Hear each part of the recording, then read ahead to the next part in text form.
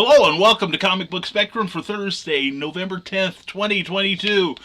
We're the show that saves you money by telling you what comics are worth buying and which ones are not. If you're here with us live, we're glad that you're here. Thank you. And if you're watching us on the rerun, we appreciate you sharing your Thursday with us too. So please, no matter where you're watching us or when, leave us a comment down below and thank you for checking us out. And we're going to start the show in just a minute or so. Stay tuned.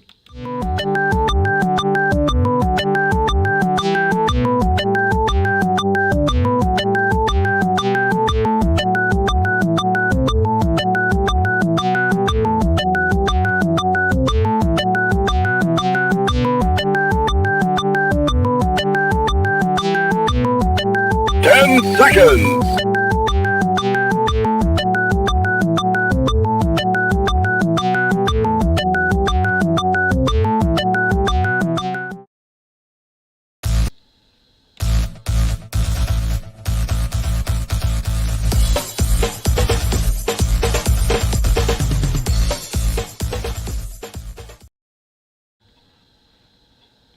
Now comes the part where we throw our heads back and laugh. Ready?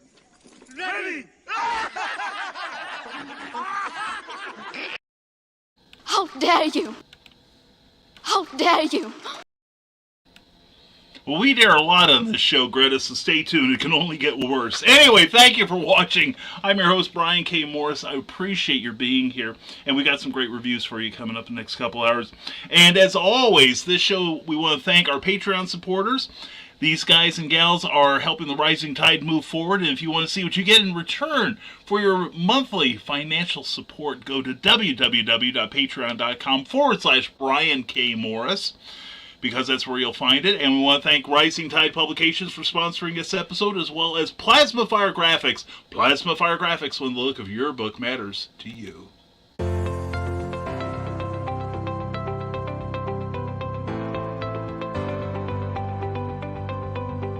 You've worked hard and written a great book.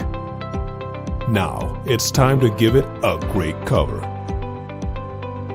If you're an indie author or small press publisher, Plasma Fire Graphics is your source for affordable cover illustration and graphic design.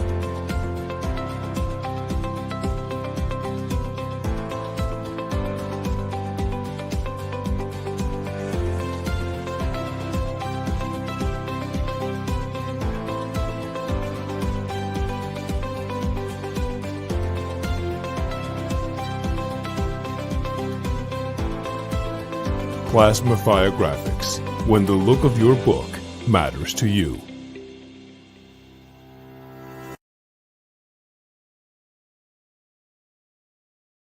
Would you like a high-quality illustration like that on your front cover, like on Pulp Reality number 4 right now?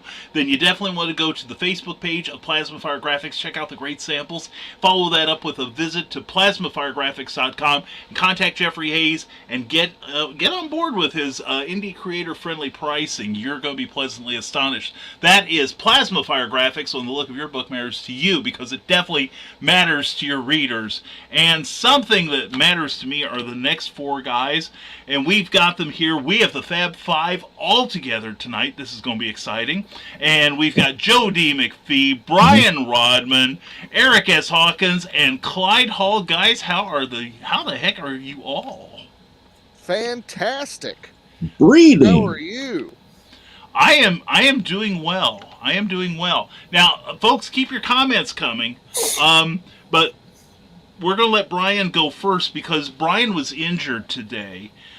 He was busy trying to do the Kessel run in under 8 parsecs, and he slipped on banana peel. So he's got to take it light from here on in. Yeah, which I'm pretty sure that banana peel was placed there by Eric Hawkins, but I can't prove it. How'd you like bananas? And that's why we rely on him. So anyway, yes, and I do want to apologize to Joe D. McFee for not letting him say goodbye to you last week. Joe thinks it's funny. I'm ready to throw myself in front of a bus because it's an imperfection, and we cannot have that. So anyway, It was funny. It was a great joke because I could have ruined it by saying something, but I'm like, nope. He doesn't realize what had happened. Nope. dense as 3 feet of lead. That's your host tonight and every night. So, and you wonder why I don't do much more broadcasting. So anyway, Brian, you want to? We'll get you started here, Brian, and then we will launch into your comments. We'll leave a lot of insults for Brian. It'll be great. Indeed. Yes. So you ready?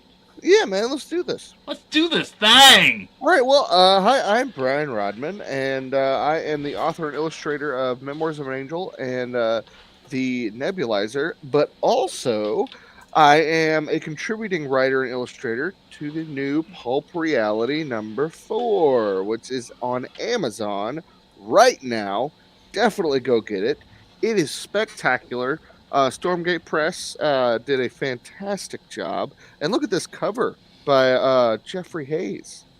Isn't that just stellar? You know, if you think that's good, look at my story. The guy who did my illustration on my story is every bit as good as Jeffrey Hayes. It's it's almost like it's the same person. Could be. Almost.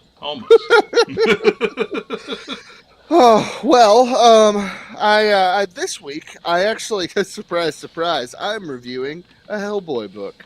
What? I know, right? Thank God I'm sitting down. This is actually 1 of 5 of Hellboy in Love. Are you going to throw another Manola book across the room? Oh, are you? Are you going to throw another Manola book across the room? No, this is surprisingly cute, sweet, and action-packed and hilarious. So I can't wait to just dive right in. But I did want to acknowledge the cover because it's Hellboy in Love, and the face of the goblin behind Hellboy and his lovely lady is in the shape of a heart. And I think that is hilarious. But there's just a lot of little tongue-in-cheek stuff like that all throughout this book. And the story is by Christopher Golden. Art is by Matt Smith. Colors by Chris O'Halloran. Letters Clem Robbins. Cover art is by Matt Smith. Oddly enough, Mike Mignola is not a part of this group other than, I'm guessing, the story and characters, obviously. Is there really a Mike Mignola, or is he just a myth? I mean, according to the documentary that I have, he's real.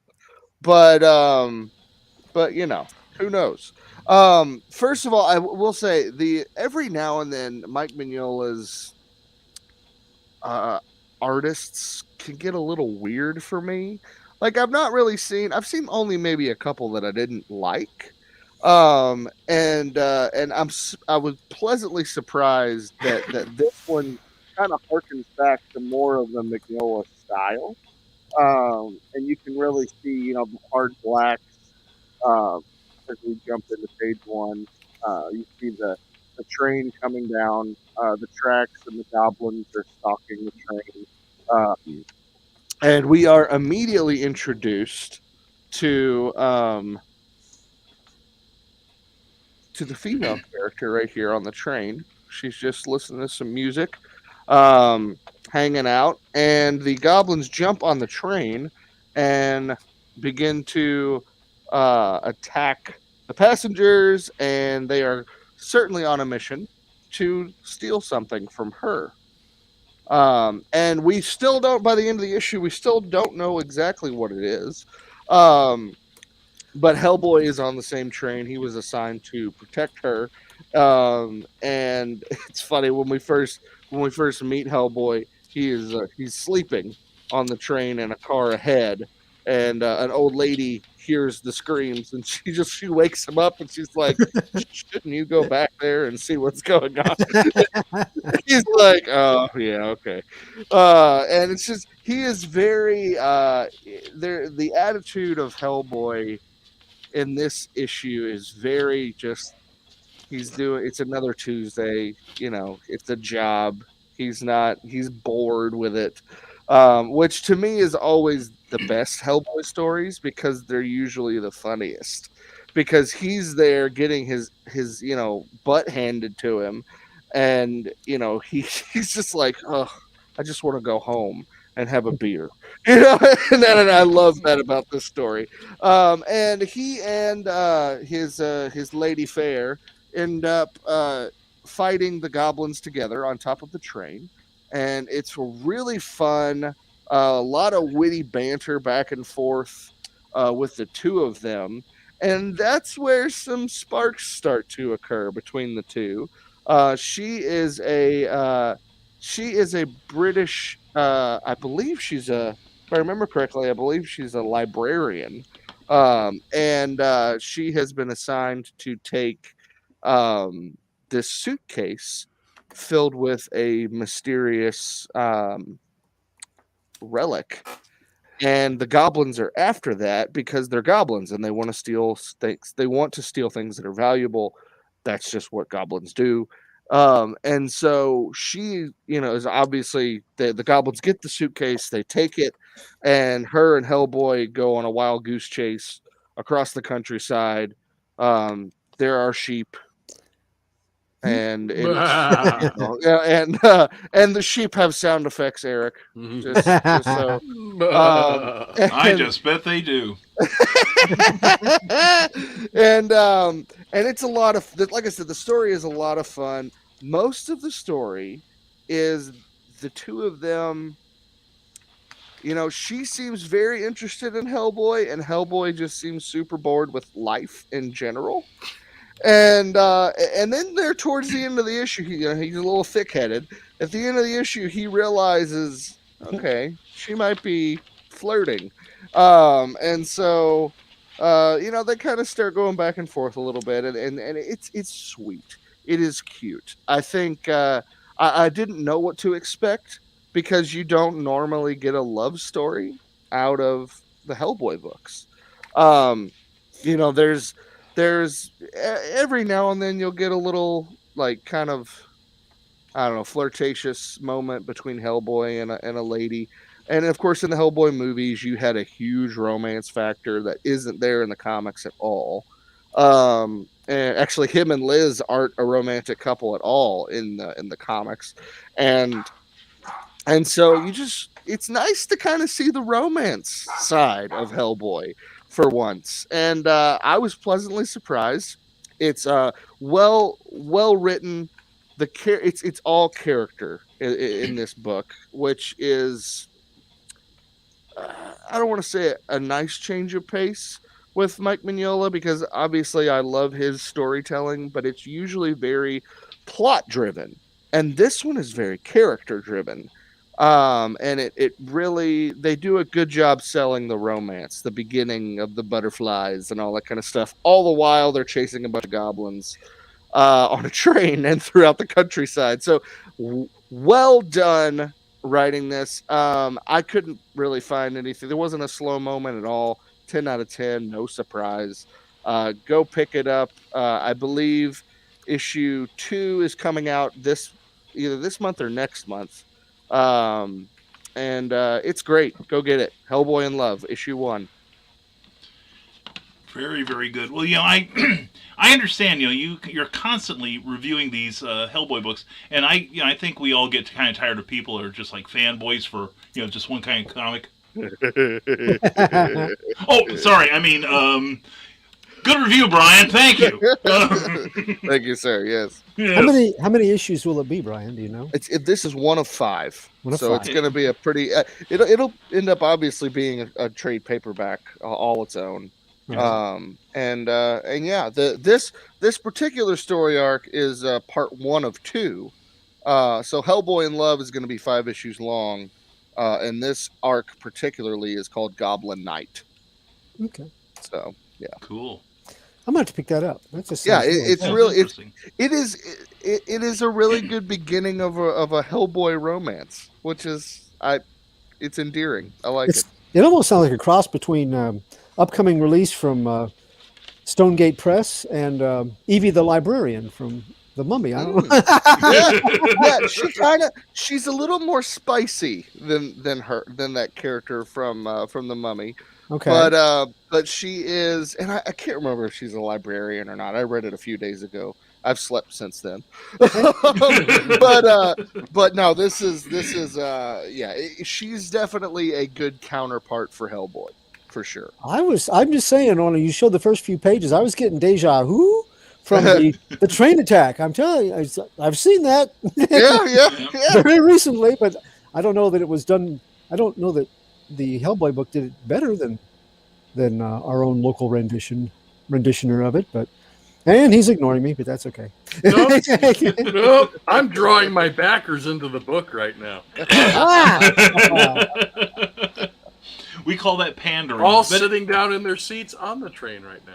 Oh, nice. Before they get attacked and turned into zombies. I was going to say, are they before they get their heads blown off? Eaten? Yeah. Something to look forward to. Nothing like going, this is you, and like having 14 arrows go all over the... Yeah, where am I in this panel? Well, you're there, and you're way over there, and really way over there. There's a little piece up there on the chandelier. Your spleen is right over here in the corner. Oh, God. 2 hours of this, folks. Brace yourselves. Anyway, we've got comments. Lord, have we got comments. Donna Carlene goes, cool, made it home time. Glad to see you here. And the host of Nevermind the Furthermore, who's doing a lot better job than that former hack that was on there, Mr. Nicholas Anthony Tockard. Also check out the Historical Fencing Guild Friday nights at 8 p.m. Eastern, 7 Central. He is actually not shopping this week. You should shop at your comic shop. That's why we do this. And everyone's saying hello. And Carl Witzman is with us. Glad to see you back from El Toro. That's a good place. Heard some of your voice work with Mike Jimmy Lordship of Bruins project. That's cool. He's got some good animation coming up that he's been working on himself, and everybody's saying hello, and I guess he played some. And yes, we are, Carl. We got involved, as we usually do. And Carl's going to come back here. I don't know if he's ready for that, though. Yeah, well, what else is new? What else is new? What else is new? And there we go. Yes. Green Room is not just for Friday nights anymore. And we've got Lissy here. Mwah, glad to see you, Lissy. Hope you're having a great night. And yes, we have fun without you, Nick. Unfortunately, we don't want any evidence of the kind of fun we have before and after the show. You know, it's just a legal thing. And anyway, yeah, Carl, I could hear you, so I decided to be good. And Cool Gamer, hello to you. Glad you're here. And hello, Paul Bush. Paul, how the heck are you, buddy? And everyone's saying hello to us. And sorry, Donna. We do it despite you're not being here. And there she is, the evil into my Orko, Lynn Bush. Mwah, Lynn, how you doing? And everyone's saying hello. And actually, I wonder if Brian's power was out again. I have to crank up the show. No, I made it here almost on time, so it kind of worked out. And yes, Paul Bush is listing his 3 favorite comic books. Right there. Well, yeah, that's true. That's true. Apparently, Paul Bush doesn't think so, Eric. We haven't got the 4th book yet. That's right. It's on his hands. And finally, the Rodman has come back to CBS. Welcome back. Woo! Says Ryan Permis, and check out his shows. Yes, I'm here at least in partially. Yes. And Ryan is back with us. That's good to see. And CBS. That's right, by God. And the bearded JL is back. And Rodman, so happy to have you back, brother. Let's go live on a show soon. The invitation's been rolled out. And here we go. And we have an expert testimony here. Mike Mignola is real and totally not a cryptid. Trust me, Nick Tockard would know. Speaking of cryptids, that's what we're drawing on the Drawn and Quartered show tonight. Oh, really? Oh, yeah. Have you selected yours yet? Wendigo. Oh, yeah. That's a good one. I can't wait. Nice. Are you gonna go? Do you know what kind of design you're gonna go with? Because there's like 4 or 5 different types of them. Oh. He's apparently a reference. He has a Wendigo presence. I've got my rough sketch done. Oh, nice. Hold I'm on, let going me with blow the that up for deer head you. and antlers. Oh, very Ooh, nice. yeah. That is very sweet. So it's extremely rough sketch, but yeah. Nice. Does he ride a skeletal horse? Come on. Skeletal gopher. It's a puppy. Because we have a 6th member of CBS now. Aw. Oh. Yeah, she happened to come into the room. Okay, here you go. All right, cool. And Nicholas Tucker adds, librarians are the best love interests he would know. And said, Clyde, you looking sharp there. And everyone saying hello. And Ted is here. Hello, Ted. Oh, there he goes. Good evening, superheroes. Ted Davies Artistry. Check out his broadcasts on YouTube because he's awesome. And Hellboy, yes. Yeah, that thing again. I expect to hear from you about how much how we were hearing about too much Hellboy on here. So anyway, like that'll happen. And totally out of left field, Brian Rodman channeled Burgess Meredith's Penguin for a second. Yes, and Eric, that is wicked, says Lynn Bush. Yeah, it looks awesome. I will probably finish that. The drawing I do tonight, I'm going to draw it landscape. I've been trying to do that with the ones I do on there, so I can put them on my Patreon as wallpaper for computers. Very cool. Ooh, nice. Very cool. All right, and I want to take a moment here. We started something this week, and I know that we are fulfilling a desperate need here because not that one, Brian, but that's after the show. But no, we recognize that we come here on Thursday nights, but how empty your lives are the other 6 days a week. Well, we anticipated this and joined the conversation fun of our Facebook page for Comic Book Spectrum at this address here. Just do a search for Comic Book Spectrum and we'll magically appear. Please give that page a like. Let's see some big time membership on that, okay? So yeah, and it's also we've been posting memes, and Clyde posted a review on there already as well. Mm-hmm. We're having a lot of fun with it, so definitely come join us because we would love to talk with you every day and have fun with comics with you every day. And Comic Phone was on there for this week. Yeah. Exactly. For next week. Oh, for next week. Next week? Okay. Remember, it's okay. about to be changed because of what happened last week. So yes, there is no Comic Phone this week because of what happened last week, because I did 2. Yeah, because of the tie. And it's like, because of the tie, it's like, you know what? We have to get past this one, and then the next 4 that could happen is out there in the group. Go out there and vote. I wish I had the link here. So if you go to, we should pin that. Yeah. And we're all mods there, so one of us can go back and pin it while the other one's talking, if you want, or I'll go back and do it. No, I could go back. I could go back while you guys are talking. Okay, that'd be great. Yeah, pin it to the top there if you would, and then so anyway, find Comic Book Spectrum on Facebook and give that page a like. Or perish. This could be the antidote to what's wrong with you, whatever that may be. This may take more than just 2 hours to detail it. But anyway, yeah, I mean, we talk like the Micro Machines guy, maybe. And yes, I own a mirror. Okay, so get over that. But yeah, check out that page because I've been posting some stuff, and I will get to everything. I had a good week. I sincerely had a good week, and this doesn't count what I got in my Comixology subscription. So yeah, y'all hang out there, and it will be awesome. It'll be worth your while. Okay, there we go. And thank you, Joe. Anyway, check out the link that we gave you earlier, and please sign up for that. We'd love to have you be involved in the conversations over there. So, and Nick Tucker says, Wendigo that may have ties to an upcoming comic project between me and Luke Stone. Ooh. Very cool. Very cool. That's definitely worth waiting for. Thank you, Nick, and thank you everyone for your comments. Do not stop now, because we're going to keep on with the fun here. Who would like to go next? Mr. Eric Hawkins. Yes, we know he wants to. Look at that look of anticipation on his face. And so, Eric, tell everybody who you are and take it away. Well, you just told them I'm Eric. I'm Eric Hawkins, independent comic creator, writer and artist, and I don't know what else I do. I collect a lot of Moon Knight toys. But this week, I'm going to review DC's Moon Knight. Ooh. Must be a better one. I doubt it.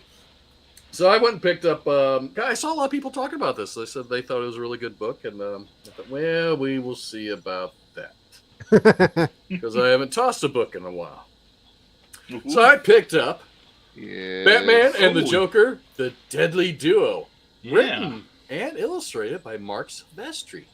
Oh. That looks Yes. good. He didn't do the colors. The colorist was Arif Prianto, and the letters are done by Troy Pitteri.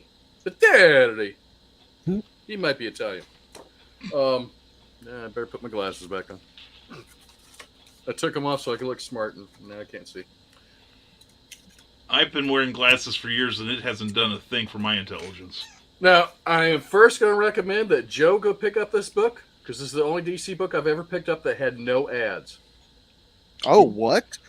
Let's Nope. get. I bet Mark Silvestri made it happen. Silvestri said, "Screw you! You're not putting ads in my book." Mhm. Yeah.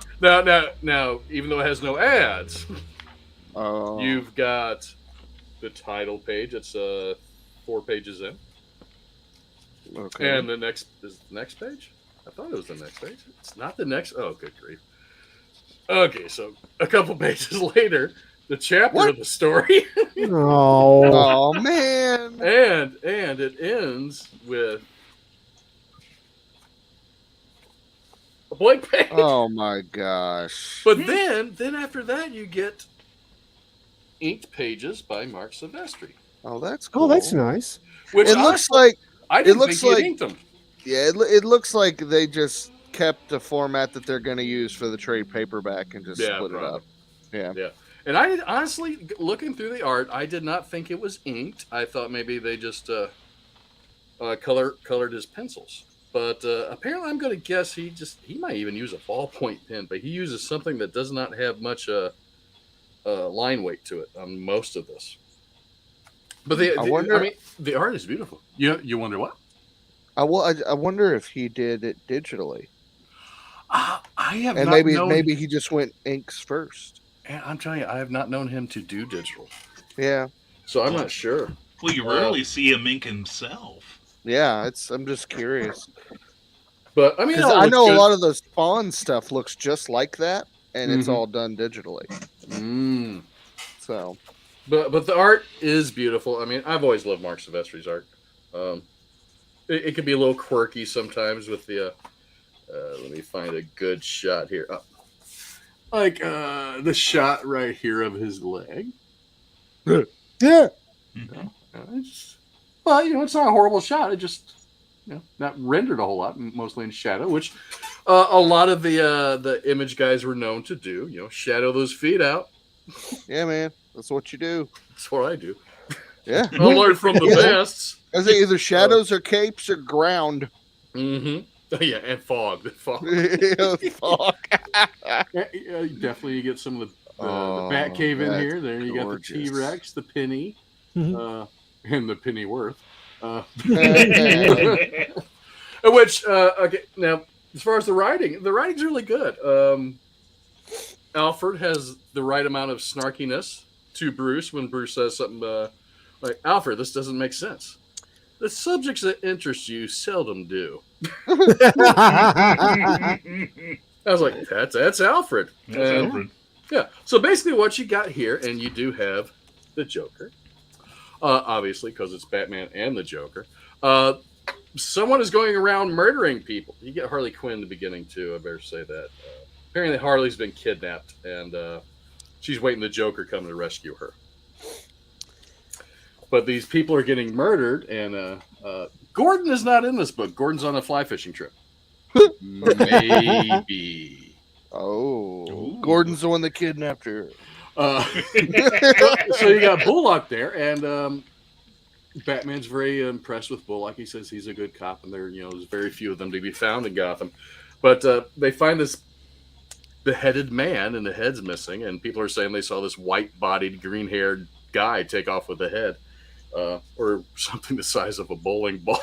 It turns out to be a head, but of course, there's a Joker card at the crime scene too.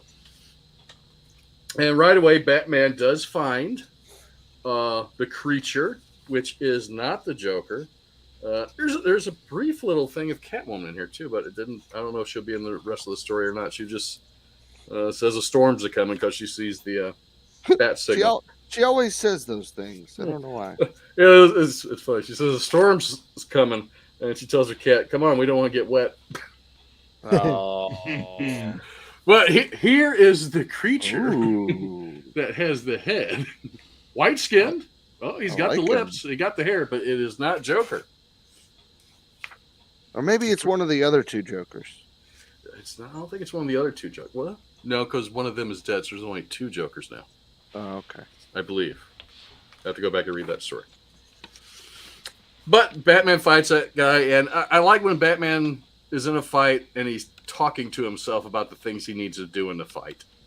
And I actually do like that. Him explaining what he's doing. You know, I need to do it this way. I need to do that way. And we got a spam bot in the chat. Absolutely. Uh-oh. Yeah, it's been taken care of. Okay. Thank you, Carl.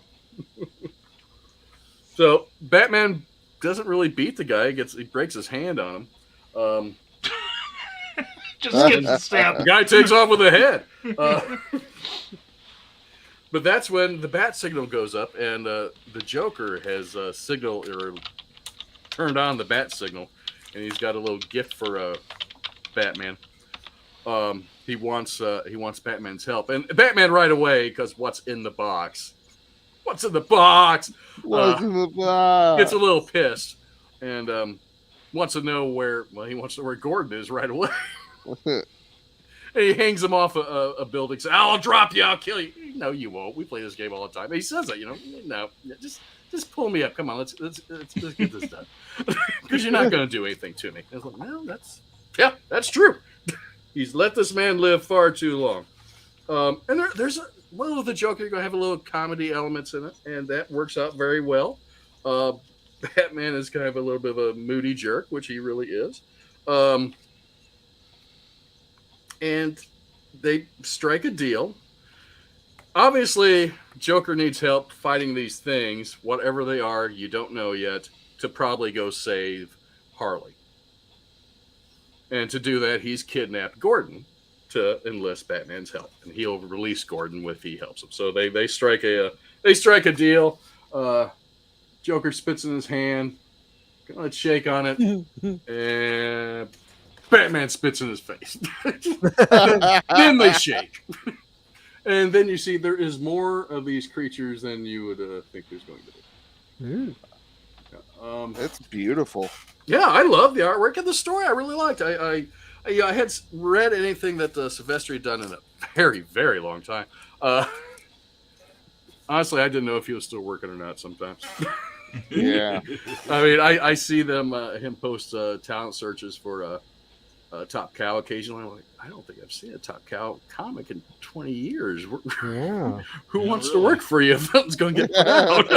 Yeah. But I really enjoyed the book. The art is great, as always. I've been a fan of Silvestri since his early X-Men days.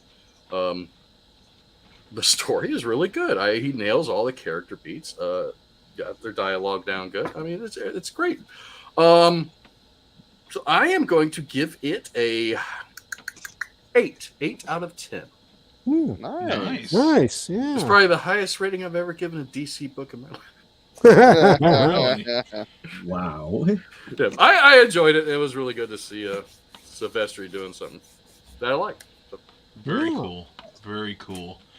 And yes, we did have somebody was offering us free Vertical Girls or something. I don't know what that is. You know what? Fine. Just throw my gift back in my face, you absolute jerk. You were hoping I would, but anyway, the man himself, Carl Wisman, goes bam, pow, whammy, and took care of the Russian porn bots. God bless you, young man, and all that sail within you. And Nick Tockert observes that Batman is a moody jerk, and goes on to follow it up with, "Wow, Eric blasts Top Cow." are you blasting if they don't put anything out? I mean, Yeah. I honestly, Reporting, if anything. yeah, I don't really remember the last Top Cow book that I even knew about, to be Yeah. quite honest with you. Yeah. Yeah. I never see a Top Cow book in any of the shops I frequent. No, so me I don't either. know, but No. I see, once a year and put out I a do talent know contest. They do, yeah. They put out. They do a lot of very risque comics now. Last I checked. Oh well. Yeah, I know that because I followed the CEO for a while on Twitter when I was on the Tweety, and he would post about their new books, and they were all like porn books pretty much. So that's probably why they're not in shops. To be quite honest with you, Or not Not in the these shops we go shops. to. at least not. Yeah, But at the least shops not. Brian goes to, they're probably. Yeah. Oh yeah. Yeah. I'll be back with a report, guys. See ya. Brian's like, for some reason, the pages won't turn. Comes with a crowbar. Anyway, and that is tragic, says Nick Tucker. Top Cow used to be the cat's meow. That's true. They put out some really good stuff back in the day, but yeah, I of course I don't get previews. I don't, because I only buy Superman books, according to some people. We know. Yeah. Well, it's because I know it's good. Anyway, so it's like I don't know what Top Cow puts out. It's like I go to my comic shop. Oh, they're still doing this. How nice. Oh, I wanted to ask you, Brian, and Yes. this is the perfect place to do so. Okay. Yes, I'll marry you. Oh, thank you. Wonderful. How do you feel about Henry Cavill coming back as Superman? I could not be more elated. Okay, good. I seriously, I think Henry, he exemplifies something that Denny O'Neil once said at a convention about Superman, that not even bad writing can stop Superman. And I liked Man of Steel for the most part. I did not like the characterization of Jonathan Kent. I didn't appreciate the reenactment of 9/11 just using superheroes. I understand why. I just think it went on far too long. And Batman v Superman was a great Justice League movie. Actually, more of a great Wonder Woman movie. But I like his portrayal of Superman. He has that earnestness that like a Christopher Reeve had, with a little bit of toughness like George Reeves. And his apparent love for the character cannot be denied. And I am just tickled that they are going to make a Man of Steel 2 that may be worthy of him. And the fact that James Gunn is now in co-charge of the DC universe cinematically fills me with an indescribable joy. Yeah, I heard he was going to bring in Bryan Singer to direct it. I want to open up my veins right now. Actually, no joke. What I have heard, Steven Spielberg is actually in line talking to direct potentially a Superman movie. I think that would be really good if they do it right. Spielberg's Superman, that could be a lot of fun. That'd be for. Oh yeah. Oh yeah. They could afford to finish Batgirl with that money they generate. You kidding? Yeah. The hell with tax write-offs. Let's make a profit in this place. What the hell? Oh goodness. Yeah. No. Apparently, Cavill's back for multiple films now. Good. They said that his contract was extensive. So I bet. yes, which I'm glad He'd be a because good Superman. He's just been crippled with bad writing. Yeah. I think Exactly. a weird. I don't know if it's necessarily been bad writing as much as it has been. Like Man of Steel was more of a regular person coming of age story, and it Which I wasn't liked. more of a. It wasn't your traditional Superman, and he wasn't your traditional Superman in Batman versus Batman or BVS either. And so, but I think the character arc of Man of Steel, Batman versus Superman, and then Zack Snyder's Justice League. I think now where the character would come into the picture now is where you would get your traditional Superman, because he went through all of that, died, came back, and now he is the leader Boy Scout, that everyone loves and that Fought a cave troll and died. Yeah, I know, right? Yeah. That's almost exactly the same thing that I think it was Ryan Airy said after he did kind of a little observation about the end of Black Adam, the scene from Black Adam. Yeah, yeah. And he put out the same thing. He's like, all the others have been making this character into the Superman Who he we is. know, Yeah. and I think that character has now arrived. Yes. And it was a very persuasive way. The way he framed it was very persuasive and almost mirrors exactly what you just said. So I think Are Clyde and I the only one who knows who Ryan Airy is? No, I know who he is. Okay. I do. Yeah, Okay. yeah.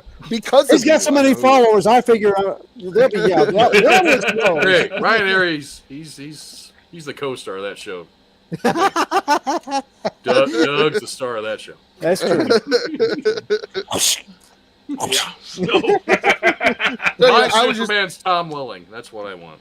Oh, I love Tom. Oh, did you see that? Did you see that they're? I know they're coming back for an animated show. and they've got almost the entire cast back. Yes, Except one. Except for one. Well, Yeah. one maybe two. So after Yeah. they're brushed with the legal system, so Indeed. No, I listen to Tom Welling and Rosenbaum every week on their small talk Yeah. talkville, where they go. Oh, yeah. I think they're up to episode 18 now. wow. And they've Okay. had, I don't think Annette's been on there yet, but I know Schneider has, and Kristen Krug's been on there. Yeah. Miller and the writers. The writers. Right, the original writers. Yeah. Yeah, and I think John Glover, he's been on there as yes. well. Yes. Yeah, yeah. I He's like fun. him.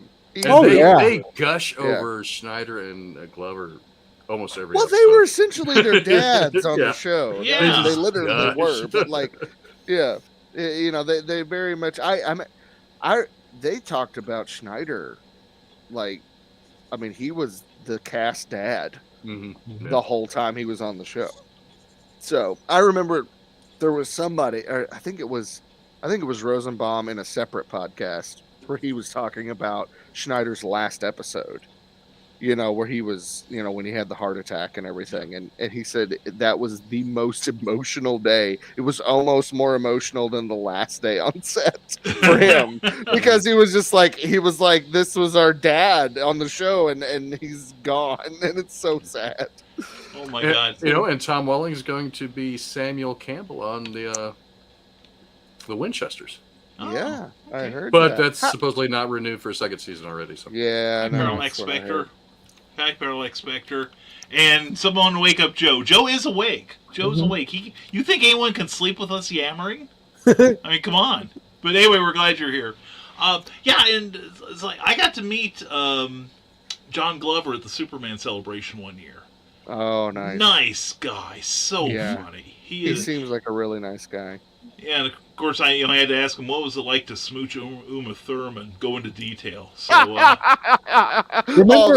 that I kiss remember him is- from the Batman movie, man. That kiss is so gross too. And I then know. So He disgusting. told me it wasn't as good as I hoped it was. So.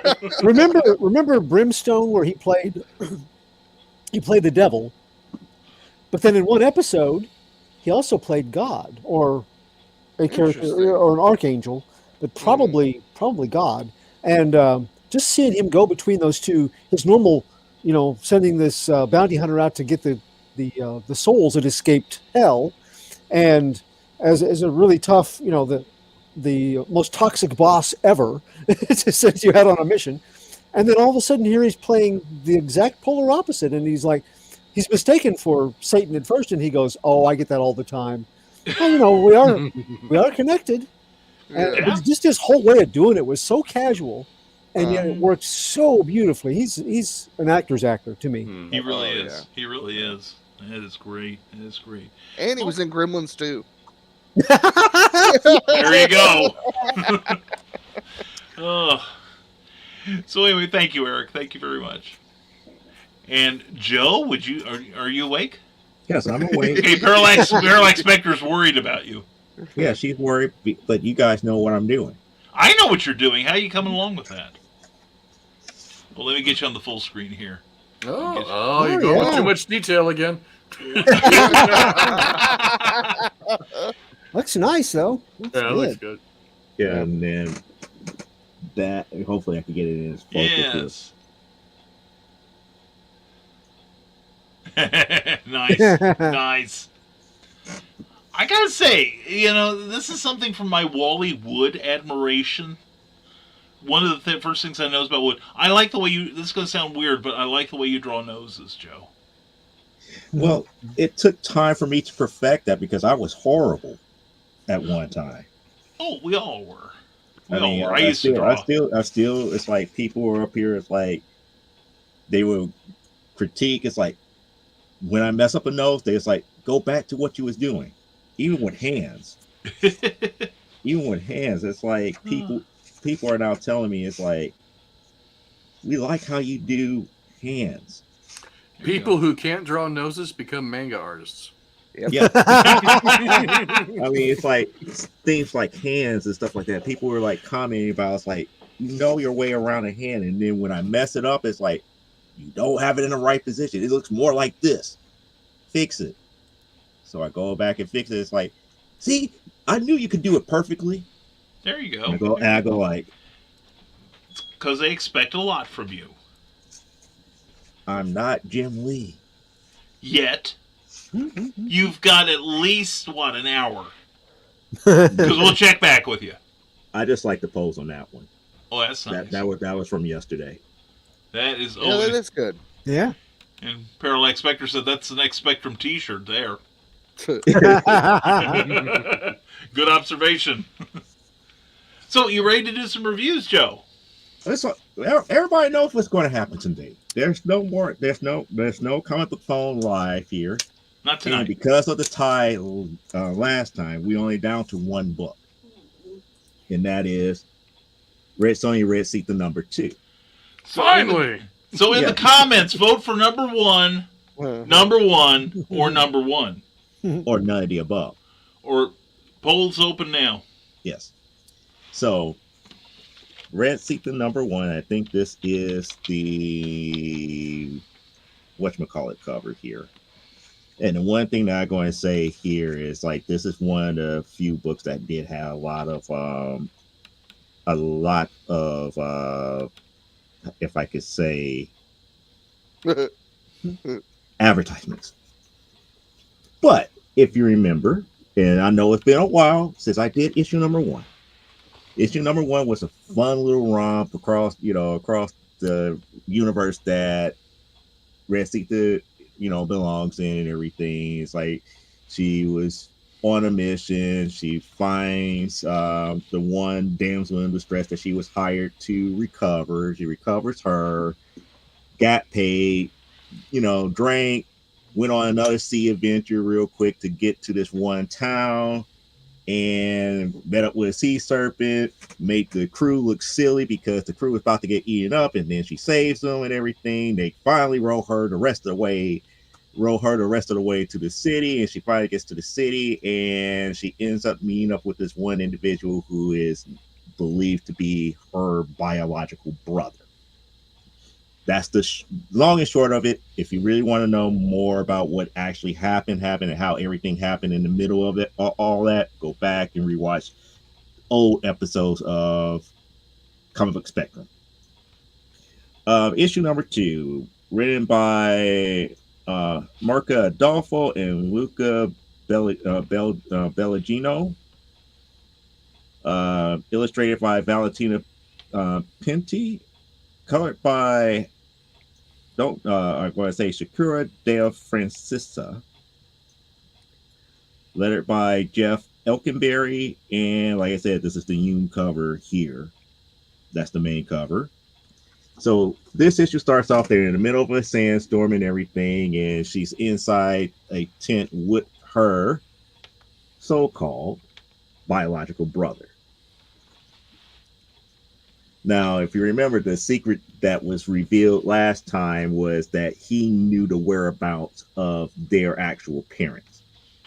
And they was going to go on kind of like a quick little journey to try to track them down real quick and everything like that. And he's kind of being a little bit shady as far as not telling her everything about the mission at hand.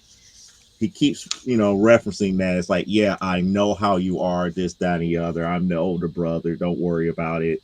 I got everything up under control, this, that, and the other. And then, in the middle of the, at the onset of the in between of the sandstorm, he decides to leave the tent. It's like she's asking where you're going to go. It's like, I'm about to go to this city that's now just been uncovered. Now, mind you, they're like out in this wilderness. That city wasn't there, and then after the sandstorm, it shows up. And he was like, we have to hurry up. We have to get there because it will disappear. And that's when we get into all the whole thing about the advertisements and everything. It's kind of a nice little break. And so I'm not going to complain too much because it kind of broke up the story a little bit because, we didn't need to see them actually traveling to the city because he pointed it out, that's where they're heading.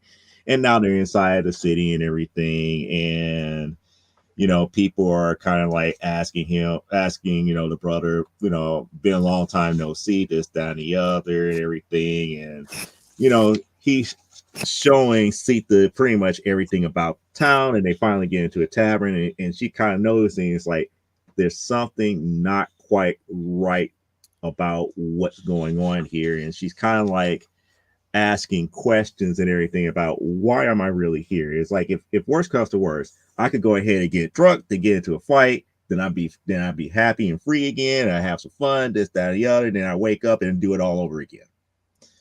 So I'm up here like, you know what? She got a point here. It's like he's not being all forthcoming. And then this is where he tells her about where a so-called treasure is kept. And, that was the whole purpose of getting her here and pointing out how to get to it and everything to that magnitude. And she's like, you know what? Fine. It's like, I do it, by the end of the night, this, that, and the other. So she sets off to the location and everything in the top of this tower. She finally gets in there and she sees like this mythical pink creature and everything, and she thinks it's all cute and whatnot, kind of taps it and everything. It's like, calling it adorable, this, that, and the other, thinking that it was like no big deal and everything like that. And what's so funny is that the pink thing is up here saying, it's like, oh, look at, it's like, oh, it's like, you're so nice and pretty, this, that, or the other. Too bad I have to destroy it. Then she comes back and it's something here. It's like, no, you cute to this, that, or the other. I highly doubt that. And then while all that is going on, there's a banquet that's happening. And in the middle of the banquet, there was a whole thing about, everything is getting ready for a wedding, this, that, and the other. The bride is having kind of like second thoughts. She goes out to the balcony, and this is where I get kind of pissed off here because we got more advertisement because it's not breaking up the scene. It's not really breaking up the scene. It's not really a good transition and everything. But she's out there on the balcony, and she hears, a lot of ruckus going on at the top of this tower and everything. It's like, and then she kind of figure out, it's like, no, it can't be. It's impossible. And then she starts climbing up there and everything. And lo and behold, here comes Sita getting knocked out of the top of the tower and everything. And the bride sees her and everything. And then all of a sudden it's like, Sita's, cursing that pink thing's name and this, that, and the other. And then they finally lock eyes on one another. And it's just like, oh no, Sita. It's like, brother, and then, she ends up saving her at the last second and everything, grappling hook and everything. And they climb back up to the top of the balcony and everything. And it turns out that brother, as they call her, is actually known as Kebra brother, who is technically Red Sonja's mother. So they get into a conversation about what was going on here and the fact that, she is betrothed to this one sultan and everything. And, they're talking about everything that's going on and about the whole romance and all this other stuff. So one thing led to another, and they finally, let Sita pretty much, it's like, not try to, put her in chains or anything like that, but they kind of made her a proposition because the fact that she knows the bride to be, it's like, okay, fine. It's like it's kind of like a misunderstanding as far as her going into the chamber and everything. But they also know that she's a treasure hunter. So they make her offer to go and find this one treasure for the Sultan. And if she does that, all is forgiven and everything to that magnitude. And she, at the very end of the issue, she agrees to the conditions and she's about to get ready to go find this legendary treasure. And then the rest of the book, and mind you, this is several pages here of advertisements and everything to that magnitude. So about that much of the book is nothing more than advertisements and everything for Dynamite books here. Everything from Vampirella, The Boys, even Elvira and Horrorland, if you're all into this type of stuff here. More Vampirella verse, then Jennifer Blood, and then at the the very last page shows you all the covers. So what I have is cover A here, and I do have, I believe it is either P or L is the other version of this book that I have here. I'm not certain. I think it's the Virgin variant, if anything. And then, here's the whole thing about getting the comics digitally, and they have their social media stuff here.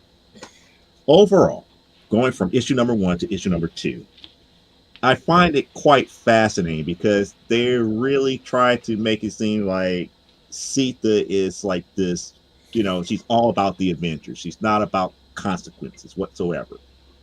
She's like, I worry about the consequences later. If you got something for me to do, let me go ahead and do it. Else, I just going to try to find myself to have some fun in some form or some fashion, which I like. I kind of like that for her character. Now, the way that they're telling the story, not so much, because it's almost as if it's like people are pretty much humoring her as opposed to trying to make something of her. And makes me wonder is this is the way that they're treating her is more out of respect to Sonya than Sita as a character. With that being stated here, if I remove that aspect from the story, it's a fun read. I enjoyed reading this. So with that being stated, I will give Red Sonja, Red Sita, issue number 2, a 8 out of 10. To me, it could have been a lot better if they didn't, bog it down with as many ads and gave us a little bit more story. But we get the insight of her mentality, but we don't really know her character all that well. And that's my only problem with that. And that's pretty much everything. So next week is up to you. Go out to our Facebook group. The poll is out there. I believe the poll will close just as we just the day before. So we got into next Wednesday. I would say probably about maybe like 11 o'clock to get your votes in. Whoever's in the lead by that time, that's the book that's going to get done. And then by I would say by 4 o'clock that next Thursday, the next poll should be up. All right. So that way we'll keep everything fresh in rotation and everything to that magnitude. And you still have control as far as what is reviewed. There you go. All right. Thank you, Joe. You're very welcome. Appreciate it. And hey, guys, I'm fading fast, so I got to jump out of here. But Okay. it was great. And everybody, go join the Facebook group if you haven't already. And we'll see you there. Don't forget about the Patreon. Oh, yeah. Well, right now, my Patreon page is fully dedicated to Memoirs of an Angel, the Grey Pilgrim novel. So head on over there, patreon.com/Brian Rodman. Everything's at brianrodman.com as well. So as well it should be. Thank you guys. I will see you later, and I'll talk to you guys later tonight. You bet. You bet. Bye, Take care of guys. yourself, Brian. Night. All right, now we can talk about him.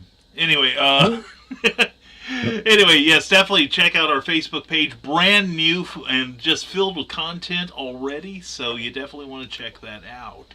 And we do have a few new comments here. Nick Tockard casts his vote for Lady Mechanica. All right. And I like her I sword. did the full series. I did the full series that I had. I haven't picked up any more. You did so well. He needs more. And Nick Tockard likes her sword. Her armor is better than Sonya's bikini, I suppose. Reminds me of... I'm probably the only person here that read Cerebus, the Aardvark, but it started out as a parody of Conan. And he had his own version of Red Sonja, and Sonja was trying to seduce Cerebus, and she gets him alone, and you see from behind, Sonja, she takes off her chainmail bikini and goes, "Well, what do you think of these?" And Cerebus just looks up and goes, "Well, I suppose from wearing a chainmail bikini, the scars will heal eventually." So that's what I think of every time I see that armor. Nick and Carl Wisman says, Nick, that an opponent will only hit those gals on the metal covered parts, never an exposed leg. That'd make too much sense. Parallax Spectre says, bad guys had honor back in the day, only aiming for metal. I don't know, if you're dressed like Red Sonja, I don't think the metal is what they're aiming for. But anyway, that's another issue, and we thank God we had the comics code back then. So anyway, I guess it's my turn. So what I'm going to do is, I'm Brian K. Morris, independent publisher, award-winning author, Facebook famous YouTuber, and former mortician's assistant. RisingTide.pub is where you'll see everything involving me. It's all kinds of good stuff there. And also this, not this weekend, but on November 26th, I'm going to be at the Hoosier Indie Author Book Fair at the Honeywell Center, 275 Market Street in Wabash, Indiana. It promises to be a good time. Carl and Donna will be there. You got to get their stuff. It's good. And Michaela Jade will be there, plus a whole bunch of other great regional authors. So please come see us. It's going to be a lot of fun. There is a page on Facebook for it. You definitely want to hunt that down. And let's see, what else? And one thing. I'm going to tell you what I bought this week. Then we'll give the announcement. First of all, once we fire this up, on the Kindle, Love Everlasting #4 by Tom King. And Elsa Chartier, Elsa. Anyway, it's a good story. Really enjoyed it. And then the other thing that came in this week that I was really, really happy with was Batman vs. Robin #3. I was under the impression this was a 3-issue run, but I'm gratified to know there's going to be a next issue. It's going to be really good. You ought to pay attention to it, people. Not only is it by Mark Waid, but it is also going to lead into the next event from DC coming soon. So, yeah. Brian, try and contain yourself. But anyway, since I know you guys can't get enough Superman, I'm here to help you.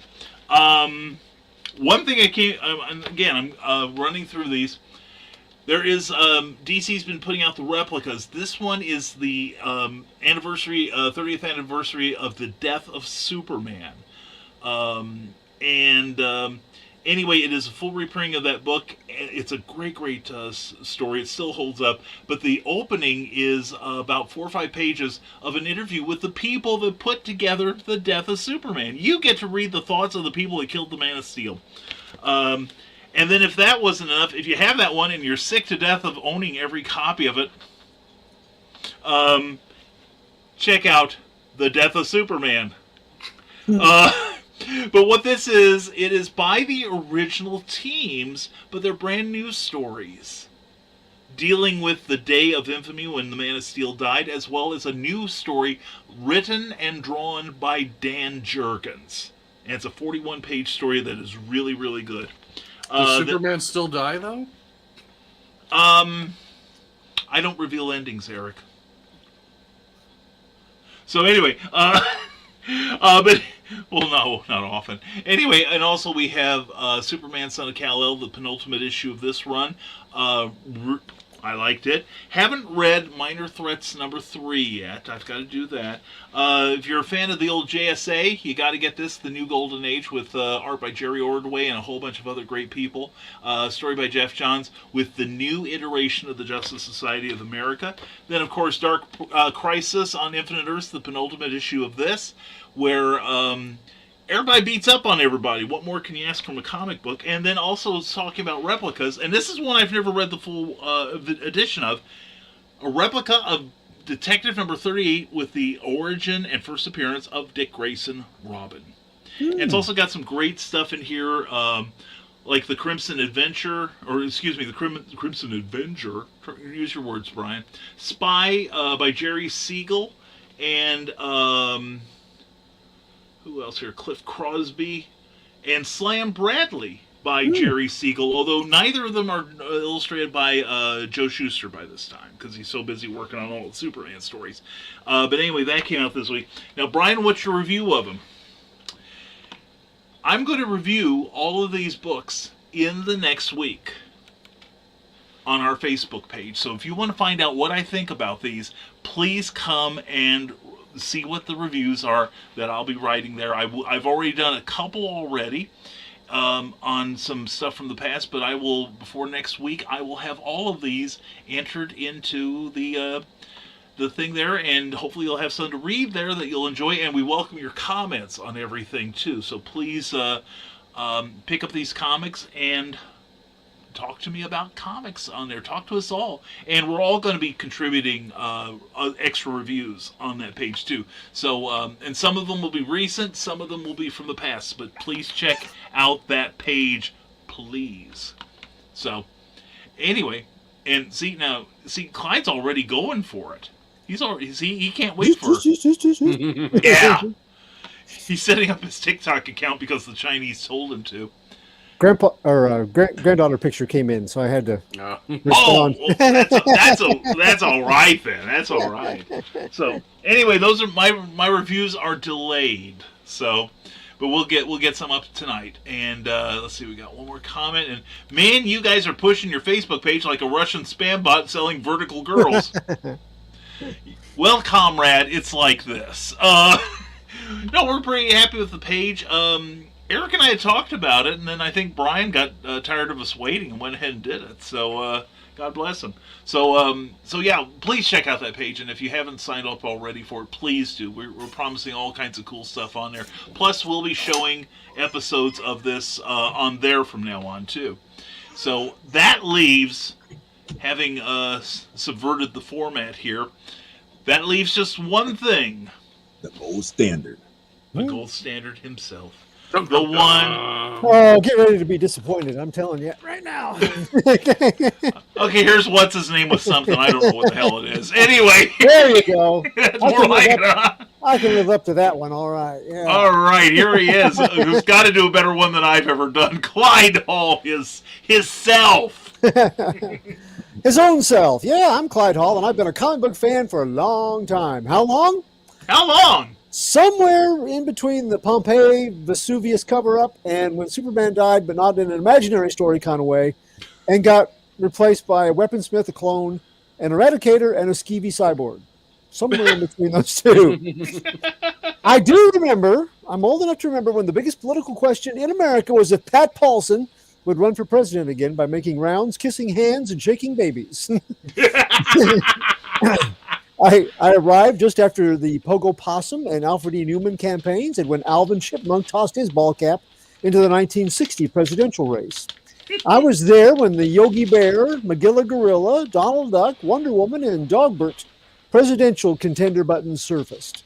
These days, though, I leave politics to the pros, real or animated. I am an independent author and a contributing writer at Stormgate Press. Available right now on Amazon. You will find Pulp Reality number 4, and that's Stormgate's most recent short story anthology on sale. I've also got contributions to Charles F. Milhouse's Captain Hawkland Lost Adventures 10th anniversary celebration. The Banshee Barnstormer is my story for that. And the new Pulp Sci-Fi anthology from Tim Bruckner, Tim Bruckner's Major Marjorie. Yay! For the Pulp fan on your Christmas list, Stormgate is the one-stop gift shop. And you can visit us on Amazon or at www.stormgatepress.com to see why Pulp Reality has been bringing home Pulp Factory Awards for the last 2 years running. My love of graphic novels and the comic book medium is why I do online comics reviews at doomrocket.com and Comics Beat, and now on Comic Book Spectrum on our page on Facebook. But Thursdays are reserved for this show right here. Comic Book Spectrum is part of the Rising Tide Network weekly celebration of NCBD Plus One. So my review this week is a follow-up. I reviewed the first issue of this series, and the second issue was good. The third issue really caught my attention. Minor Threats. That's a Dark Horse comic, and it is about a list or a group of D-list supervillains who band together in a loose confederation to get the bounty on that has been offered for a major psychotic criminal, one that is part of their brotherhood and sisterhood, but not really, because he's just so far out and he's done a very unspeakable crime. And so the authorities are offering a lot of money for him. This is a chance for a lot of the characters to make their dreams come true as supervillains who are often behind bars or have their plans thwarted because they're not in the major leagues of villainy. But before we get there, some of the things I picked up this week that I really, really liked. Two Graves, Comics Beat. I did a blurb review for this, and what a weird, out there comic book. It's one of the few that you read and you get hooked in without knowing a whole lot of what is still going on. That takes a certain kind of writer. It's trippy. Death and a Maiden take a road trip. And that's really all you need to know about it, and to know that whatever you think is going to happen is probably not where it's going. So I like the uncertainty of that. Dark Ride number 2 about the Infernal theme park was a great follow-up. Went some really unexpected and really disturbing directions for the way the first one began. Again, took the hooks from the first one, just set them deeper for you wanting to see what goes on with this story. True Cult number 3. True Cult, and the weird spelling, is about the two fast food employees kidnapped by Satanists. And this just gets more absurd and funnier as it goes along.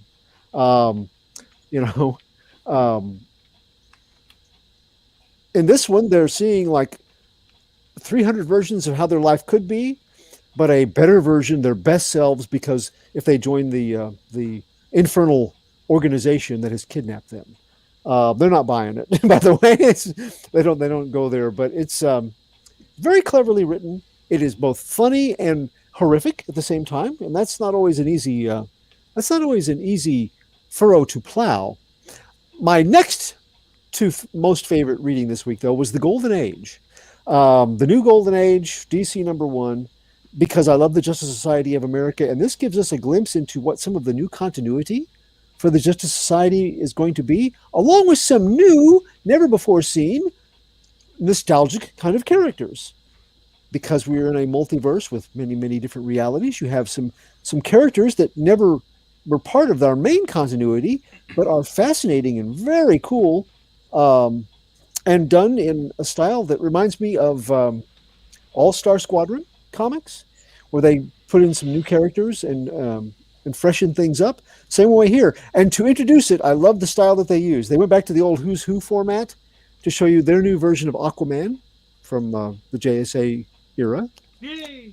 Yeah. And some new characters like Betsy Ross and Molly Pitcher and Cherry Bomb. These are basically characters that come into being because of former villains and heroes from the Justice Society era. Also, that includes Jay Garrick's daughter, the Boom. Oh, Yeah. And Ladybug. I just thought this was brilliant. I'm not sure the story it jumps a lot, it jumps all over, but it is intriguing, and I will be picking up some more issues of this. I want to see what they do with it. But my review for Major Threats number 3, this is the cover. Artists, take heed here and see what you think, along with our audience, because this is my favorite written book of the week, not my most favorite rendered book of the week, and I just want to see how this rates with you. But I've picked out some good. Mostly, I picked out what I thought were the good pages, but every issue they do an update with this very clever kind of map of the bad guys chasing the main bad guy, Stickman. Stickman. And let's see here. This page wowed me. The detail is very, very nice, I think. Ghastly and gruesome, but very nice. I thought that was three breasts for a moment. Like, what's Clyde showing? Yeah. Well, just a heart. And I don't think this is a power that a character has, but the character that is sort of the secondary focus in this issue is Scalpel, and she is she's a mercenary medic for supervillains.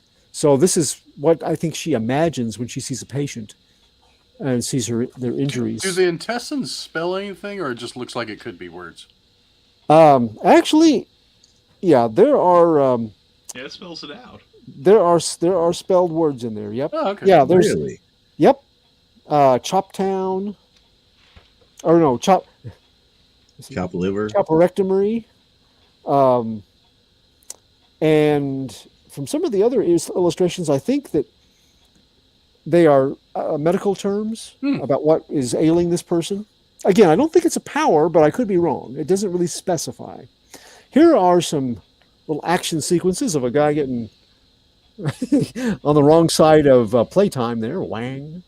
We get some nice sound effects. That didn't kind of look right. Yeah, how about that? That's why I showed you that page, because I thought the same thing. Why look right? Now this, they're going through a dreamscape kind of place. They have to go through like this nexus of realities. And I thought this, for a 2-page splash, was interesting. That does make for an interesting double page. Yeah. Yeah. Let's see here. Oh, yeah. And we get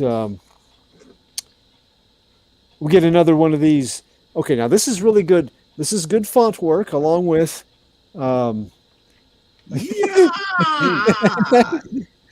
with two bad guys going woo, spitting their drinks and dropping their fries. It's just and then it's more kind of not action sequences exactly, but unusual perspective for some of these panels in the treatment of a hurt villain.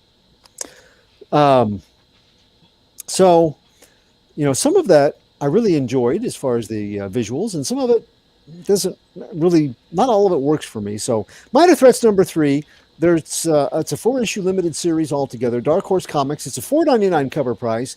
It is written by Patton Oswalt and Jordan Bloom. The art is by Scott Hepburn. Colors by Ian Herring, and letters by Nate Picos. It is a mature comic, so the maturity level is for adults. While I write for various sites, this is my own independent feature, and it should not be considered representing any views of those sites. So, the Injustice Patrol of D-list villainy continues on their quest to find the psychopathic felon called the Stickman, and to eliminate him.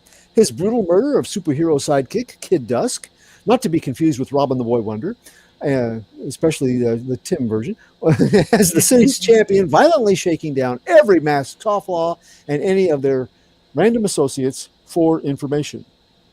But criminal underachievers, led by former villain sidekick Playtime, and including Scalpel, Brain Tease, Pigeon Pete, and Snake Stalker, form an alliance to kill Stickman and collect that sweet and sizable bounty Twilight City officials have placed on his head. And in doing so, they will also prevent their town from becoming a deadly, mask-enforced police state. Scripters Patton Oswalt and Jordan Bloom further the manhunt plot line with Playtime and crew hunting down a villain costumer called the Thread King. He's an accomplished professional tailor and designer, and he also has a photographic memory when it comes to his vast clientele. If anyone has an address or hideout location for Stickman, it'll be the Thread King. The search for the tailor reveals a parallel to another consummate villainous professional in the person of Scalpel. Now, each of the issues, number 2, we got kind of a look at Brain Tease and his backstory and how, and also that's the secondary layer as the main storyline progresses. But it gives you an insight into each of the villains. Well, this time it's Scalpel's turn, and she has caught my attention since the very first issue. And the follow-up was worth waiting, for issue 3. She is an underworld healthcare provider for a price, with villain treatment clinics in several Twilight City locations until they are targeted and closed in the wake of this superhero crackdown following Kid Dusk's demise. Her backstory slowly emerges as the issues progress, and presented in her own inner dialogue that is shared with the reader, but not with her fellow villains. And that in itself reveals the kind of character that we're dealing with, a callous, calculating, and very introverted sort of villain. But not as callous as she would like everyone to think, because that includes herself too, because while it doesn't diminish her professionalism, including information extraction using intimate knowledge of human anatomy and knowing the pain thresholds of her subject, they do make progress on their main storyline. Through her wet work interrogation skills, the team at last tracks down Stickman for a confrontation as this penultimate issue wraps with a very surprising turnabout. The good. The writing on this miniseries remains its strongest element, and fleshing out the character of Scalpel while the main story progresses it's a continuing example of Oswalt and Bloom, I think, doing very solid work. Since issue 1, Scalpel has been presented as a more complex and likely more interesting character than many others in Playtime's Confederation. This issue masterfully illustrates how true that first impression was. A mercenary medico Scalpel may be, but she upholds the Hippocratic Oath when it comes to all her patients, even the ones she has her own reasons for not wanting to see saved. If they can pay, she will do everything in her power to heal them, just as she won't allow her emotions to cloud her judgment or compromise her profit margin. Despite the distances that she keeps, or maybe owing to them, Scalpel is an astute student of human nature, and this includes her teammates. A favorite line from this issue, delivered by her, is, "Ego, fear, mortality, love. You're kidding yourself if you think any of them are as powerful a motivator as money. I once believed in my father, and my father believed in people, but people are flawed." Scalpel's firm, unyielding manner hides insights revealing an undercurrent empathy that she refuses applying to herself or those she cares for or about. She is one extremely disciplined and tough character, but if that carefully constructed facade ever wavers, the floodgates of tears and emotions it holds in check is going to need an arc to navigate it. Her character study is a fascinating and powerful undercurrent for issue number 3's main storyline. The artwork of Scott Hepburn, it remains overall serviceable in relating the tale, and he uses some divergent and interesting layouts for several of the pages wherein our protagonists navigate a trippy reality nexus. Hepburn also delivers a detailed splash that wowed, and he puts together another cool The Search Thus Far map that I showed, along with letterer Nate Picos of Blambot. But the bad. The third issue of this four-issue series reinforced that feeling that I had with number 1, that it's just my opinion, that Hepburn on art here is a misfire for this kind of book. It's a book that has multiple superheroes and villain characters, necessitating renditions of many different kinds of costumes and body types, and not everybody is made for drawing that kind of a team book. And that is not a sin or any evidence of a lack of talent. It's just not their forte. And Hepburn strikes me as an illustrator like Gene Colan. Superhero books, when Colan illustrated them, were never my favorites. But his Dracula work is with a more realistic world setting and not, so many spandex-wearing characters, was nothing short of masterful. So I imagine Hepburn doing similar fine work, but with a few notable exceptions. This series isn't it. And every time he does some interesting pages like in there, but it's not consistent, I don't think. And the colorist, Ian Harry, is also serviceable, but I must also wonder if, like Colan, the choice of a colorist goes far in just exactly how well Hepburn's work presents itself. The art is not a deal breaker. The story is good enough. And this issue had singular examples of some impressive displays of art, but an equal number of segments that appeared to me rushed, or, as Joe said, that doesn't quite work. And that uneven quality of styling and aesthetic just doesn't do the book any favors from my extremely subjective and opinionated perspective. The takeaways. If you enjoy interesting character profiles and tales of villains acting outside the standard in mostly tropey behavior models, this penultimate issue should satisfy. The developing main plotline is nearly as provocative, and the final note that it is left echoing till that concluding issue coming up is an ominous one. Likely it's going to be a death knell for some of the characters, but maybe a joyous finale chime for some of the others.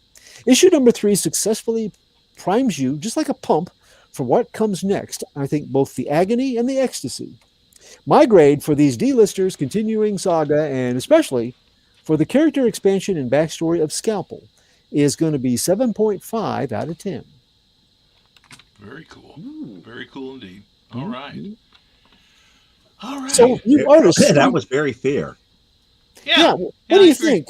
I mean, you saw some of the illos. What do you think? Am I way overboard on? No, not. I'm still looking at the one that I noticed that's just like it's not right, and I'm it's like doing a book that does combat in pro wrestling. I'm looking at how that spike is going into the neck. It's like his fist.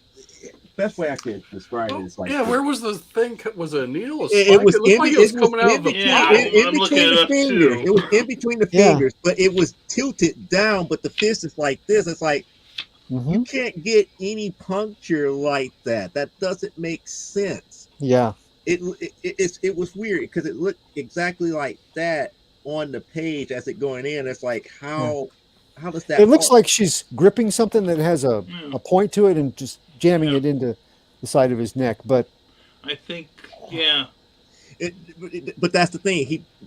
She didn't have it like this. It wasn't like this. No, I it was get it. in between. It's between her fingers. It was in between the fingers like and was going. Which is a wicked way to deliver that blow, but it just doesn't look right.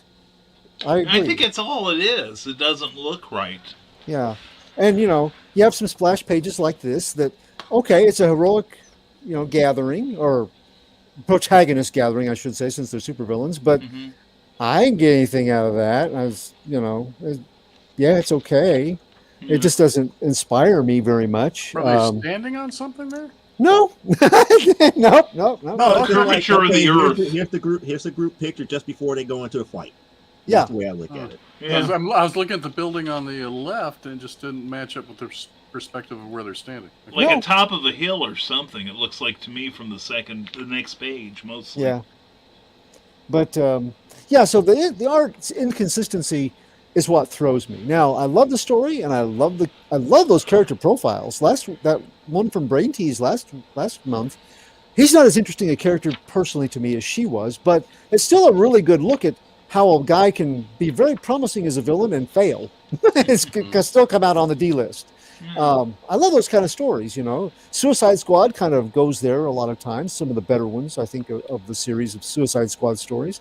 And this, it is sort of a Black Hammer analog with the Insomniac being Batman, and Kid Dusk being Robin, and the Stick Man being kind of like the Joker. It goes there where Jeff Lemire has gone, and it does a really good job of it. I would love to see the same issues illustrated by somebody else, just to see if it would help it any. I don't know, but that's me. So I admit the last few pages just leave me a little odd in that all of a sudden and then all of a sudden at the last page you're doing this. I think I maybe need to read it a little more thoroughly than I have. Yeah. But I don't mind the art so much. In fact, I like this is kind of peculiar, but I sometimes like seeing the wrong artist on a book. Like I remember some issues of the Avengers drawn by Gene Colan, and it was almost captivating how wrong he was for that book. Yeah, of course it was Colan who he can draw anything or could. True. So. I mean, he even did Archie for the love of God. So. Yeah. I don't know. It always distracts from. I'm loving the story, and I'm tolerating the art. Yeah. I mean, this is not exactly no insult to the artist, but No. it's like I mean, Mr. Hepburn does an adequate job. It's great, but since this is not quite a really superhero book, He kind of maybe it's that makes him right for it because he's not maybe. exactly a team book artist. Not everybody can be George Perez. Well, he sort of reminds me of like some of the people on your favorite baseball team, the Yeah. hitters. There's a guy that'll come up and you just know when he goes to the plate, he's either going to do a triple or a homer, or he's going to just completely blow it and out. There's just no real, and if he does a great thing, you're like, man, that's amazing. And then you wait for 5 or 6 pages before the next thing. You go, oh, that's pretty good. Yeah, okay, we'll go back to the regular stuff now for a while. Yeah. For the whole ride, it's kind of visually, but Yeah. I think I need to wait for number 4 to come out, then I'll just read the whole thing at once. yeah. So I may hold off on my review for that this week, so we'll see. Oh, but anyway, thank you, Clyde. You're welcome. Thank you very much. And yay. And we have some more comments here. Carl Witzman rejoices because he gets to watch Clyde in real time for once. See? And Parallax Spectre says, that's before my time. I'm here with all the oldies. That's off the lawn, okay? And hey, Parallax, you want a Werther's candy? Beware of men offering you candy around here, okay? And Carl's going into his pocket for it. 2. Anyway, Matthew McGale needs Werther's original. He just got an old man sweater. Oh, no, my God. And how about Apple Werther's? And are you asking for one, Donna? Donna asked for the Apple Werther's. Are you asking for one? Might have one. And no, I was offering you a Parallax one. I have a bag full. And, Parallax wants ribbon candy. And I was in... Where was I? Oh, I was in Facebook jail forever. No, Cracker Barrel usually has it, especially around the holidays. Yeah. Oh, yeah. And currently, my Ollie's has one in the remainder Halloween candy. I saw Big-ass box of it. those cream drops, the Christmas cream drops. Oh, yeah. Hit the shelves this week, too, I saw. Yeah. That was my mom's favorite Christmas candy, from the Depression era. We always had those at the house because she just loved those as a kid and hardly ever got them. So, I'd be like, well, that's kind of an old-fashioned... It's mine! Leave it alone! Oh, okay, Mom. I get that. So we are caught up with the comments. Thank you. We were caught up, but... and Werther's are like cigarettes in Facebook prison. I will keep that in mind. I'm sure to be back in there any day now, so... So does anybody have anything they'd like to discuss about comics? Well, Aubrey Plaza is going to be taking up some kind of a role in a Marvel movie, and I read a cute article about somebody going, Mephisto finally materializes, and it'll be played by Aubrey Plaza. But that's just speculation. So yeah, every new actor that they've gotten for anything, this guy always goes, Mephisto. He's still stuck on the WandaVision. Oh God, need for Mephisto. Oh God, damn fanboys. So anyway. I did get this. My comic book shop very kindly gave me a preview. Did you get any of this? No. Legends Publishing. And this is a new group, apparently. It's a 2022 preview sampler. I don't know these people. Okay. Mark Compton as a creator and writer Jay Hewer. Carlos Rod Silva as an illustrator. And that's called... Okay, this kind of set the tone as I was looking through it. That team is on a book called Draculangela. All one word, Draculangela. Angel Blood. Bonecheck is a creator, writer, and illustrator. I guess he is the Ed Wood of comic books. Cameron Johnson does it all. I know Cameron Johnson, yeah. Okay. I think most of these are like smaller press people. Right. And Carl, enjoy Stupid O'Clock, and Donna, all our love. And Parallax Spectre, so sick of Aubrey Plaza, and damn Dude Bros.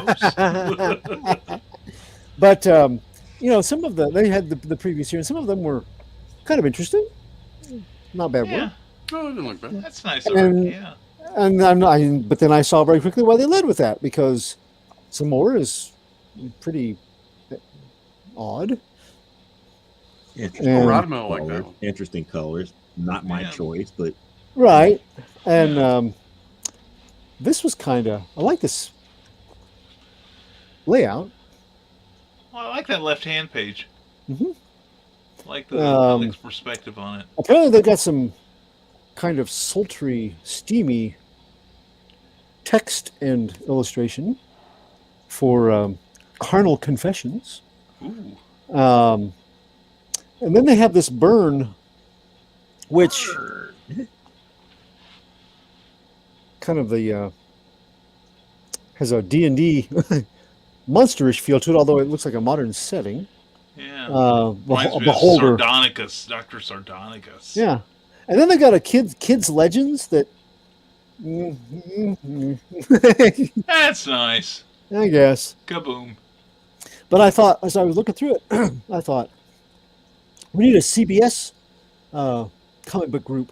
If these guys can put out a comic book group, you guys surely could also. What do you Is mean that us Hellboy guys? logo on the back?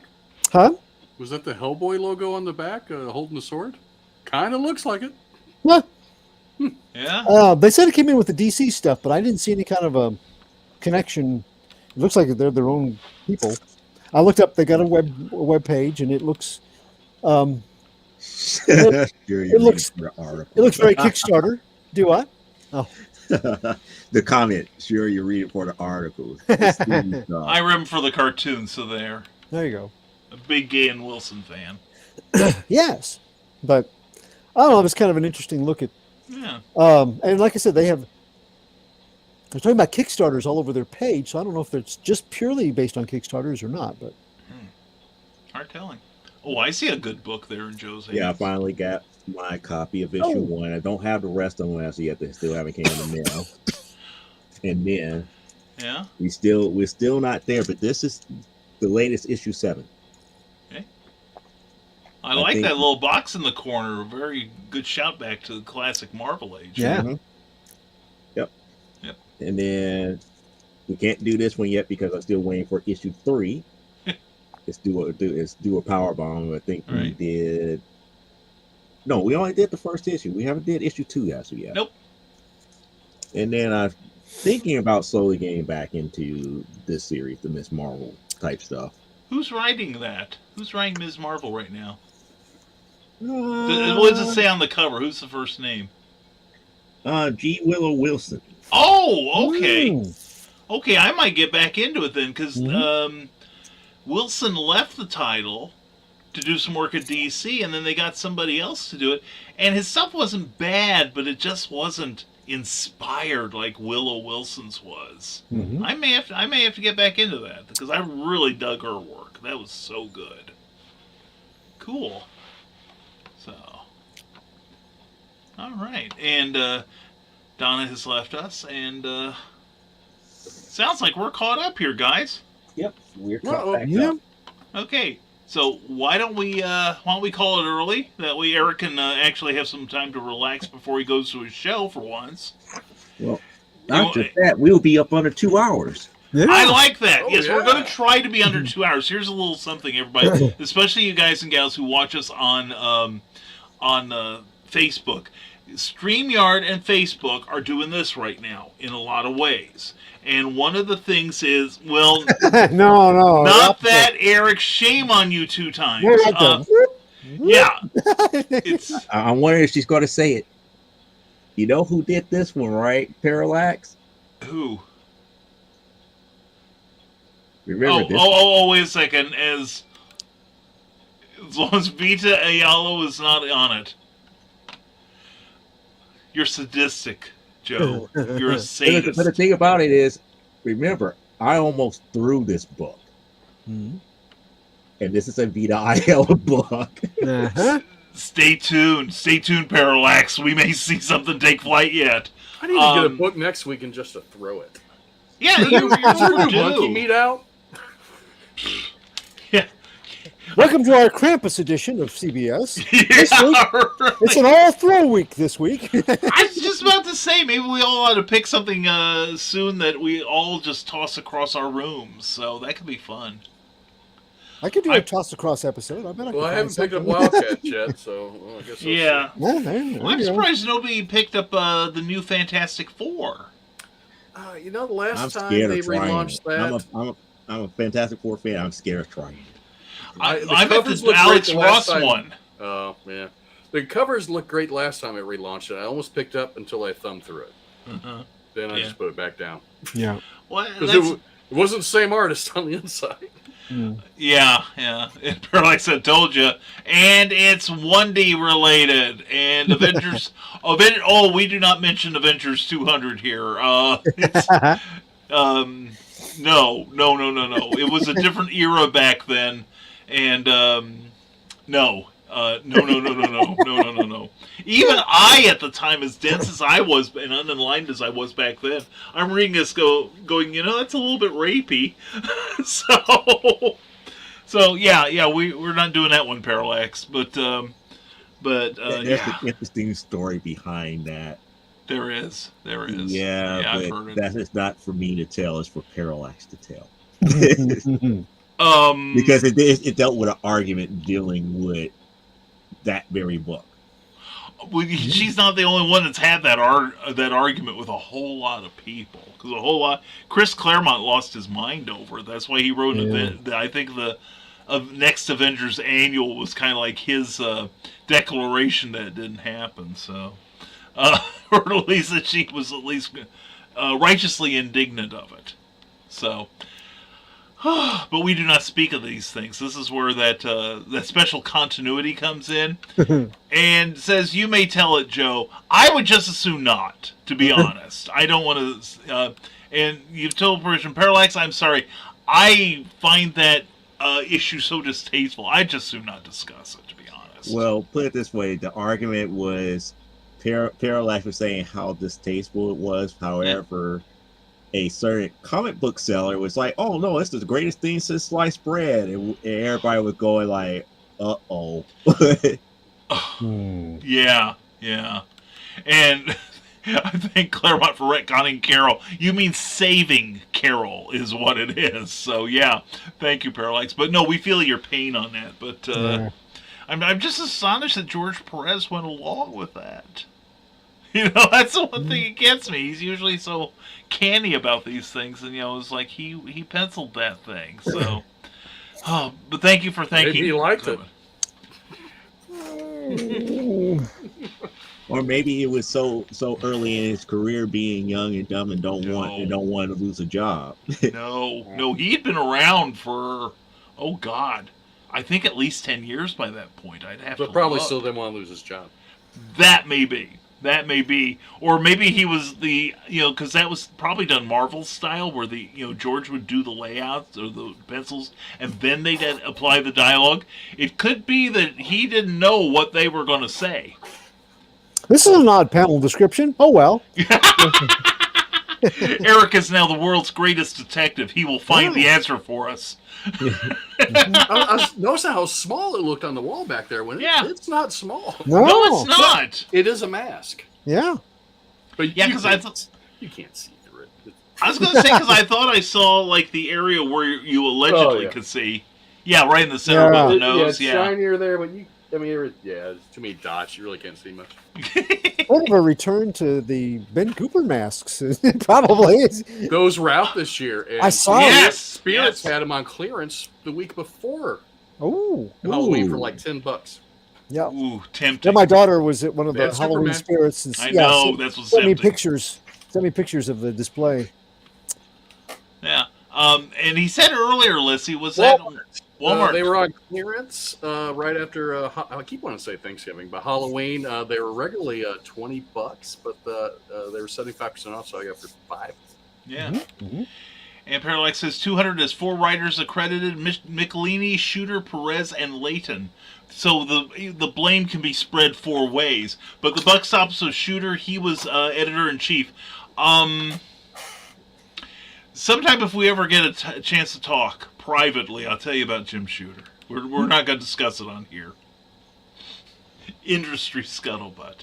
So anyway, and Parallax wants a pop mask now too.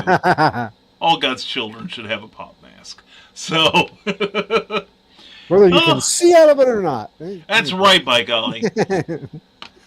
Put it on before you drive. Traffic is scary. But anyway, you don't want to be seeing that stuff.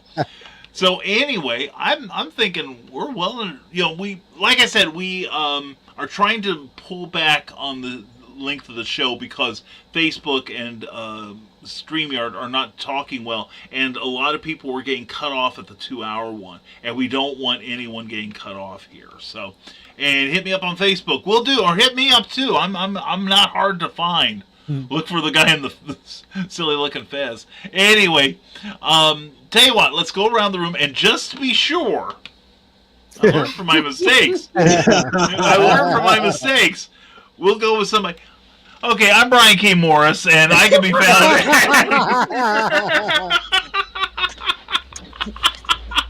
None but love, Joe. None but love.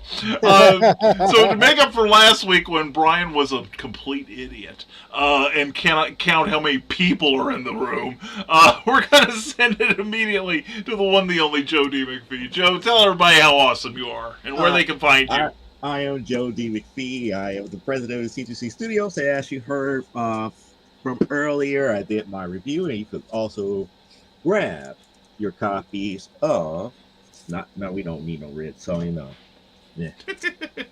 You grab your copies of Amazonia out there on our company website, as well as Primetime Saturday Night and AWF series here. You can find all of that at my link tree there. You can go to the company website on the online store and buy all the books there.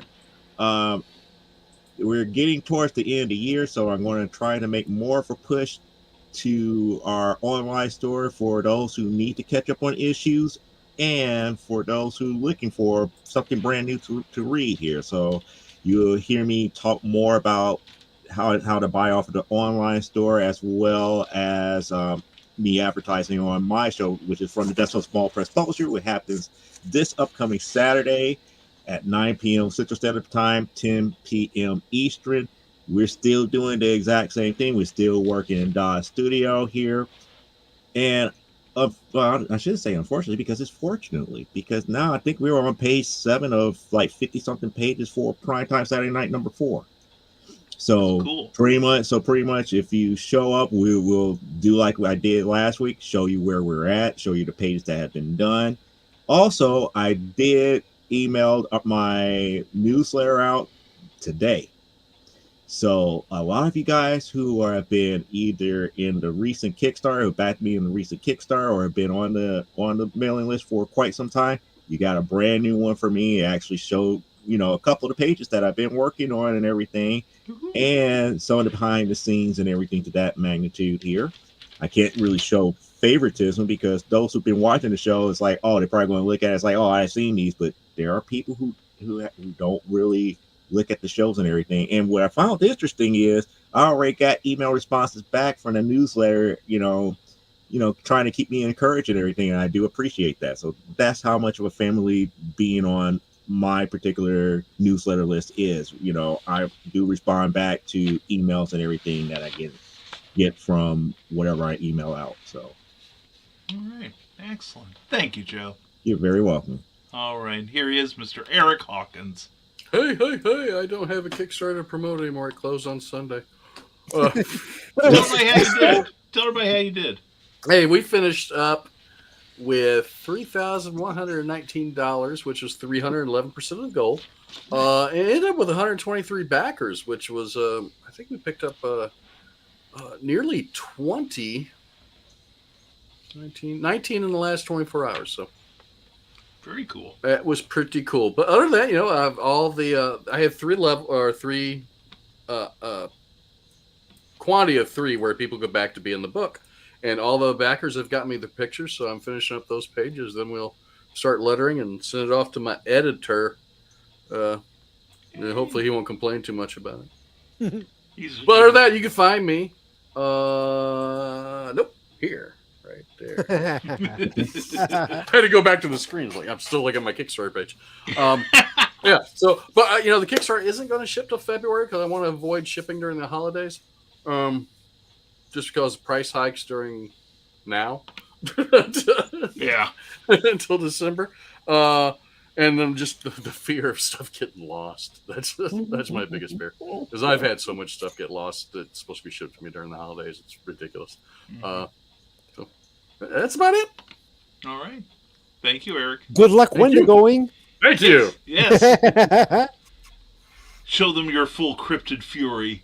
And, and here he is, the one, the only Mr. Clyde Hall.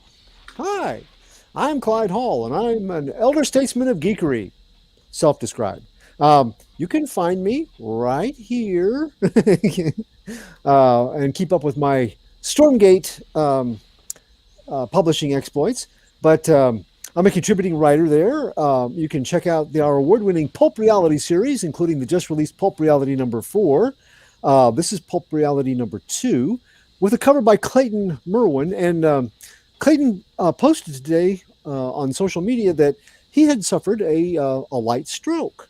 So we want to wish him a very speedy recovery. He said he was doing better today. He looked in good spirits. Yeah. He did. So, but He's been taking a lot of photographs too. He's showing that he's in a good mood. Yeah. So keep that healing frame of mind.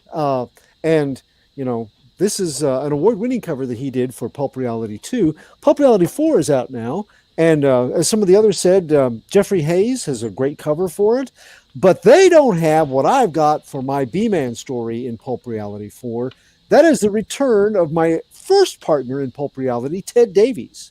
Oh, nice. His artwork, yeah. It was very beautiful.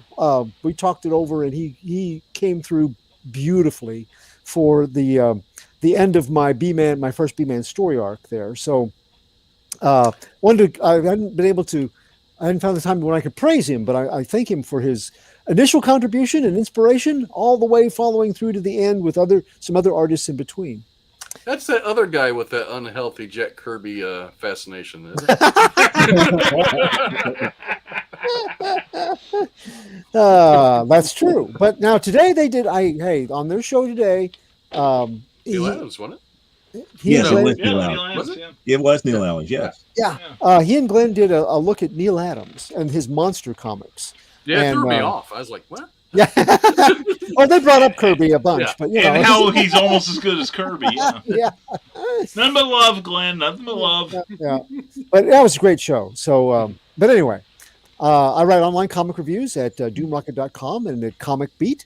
And you can find me through my author's page on Amazon, like I said, or on Facebook. I'm Clyde Hall. And also I have a site, Radiating Positive Vibes with author Clyde Hall, or on the Comic Book Spectrum Facebook site, or on Twitter at CJHall1984. And last but not least, most Thursday nights, right here, live and nearly in person, imitated but never vindicated at Comic Book Spectrum.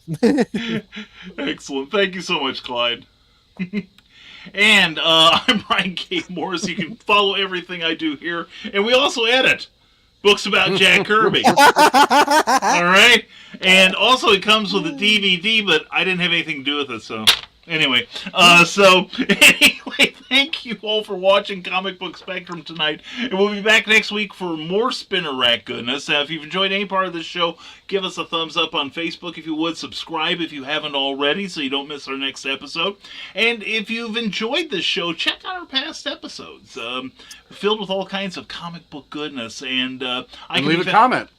And leave a comment, most definitely. We will try to get back to you. And also check out our brand new page on Facebook. That's that's what old people call it. www.facebook.com/groups/comic book spectrum. So please check it out and give that page a like if you would. We're going to be posting some more reviews on there, and it's going to be a lot of fun. But if you want one stop to see all my broadcasts, to check out my books and sign up for my free monthly insider newsletter, check out risingtide.pub. And my next signing is going to be at, as I said, the Hoosier Indie Author Book Fair. I got notes. At the Honeywell Center at 275 Market Street in Wabash, Indiana on November 26th on Small Business Day. And I'm going to be joined by a variety of really great writers, including the wonderful Michaela Jade, the beautiful Carl Witzman, and the even beautifuler Donna Carleen. It's going to be a fun day. And we'll be there from, I think it's like 10 to 10 to 4 or something like that. We'll get the times later. We'll have more information next week. But please come see us. It's going to be a lot of fun. Pardon us. So anyway, also want to thank our sponsors. And they include Rising Tide Publications. Check out The Terrors coming soon. And also we want to thank our Patreon subscribers. Patreon is a monthly subscription service where you can support your favorite creators directly, financially. And it's pretty painless. Plus, I give you stuff in return for your support. Check us out at www.patreon.com/Brian K. Morris. And also our main sponsor here, the beautiful and delightful Jeffrey Hayes at Plasma Fire Graphics. Plasma Fire Graphics, when the look of your book matters to you.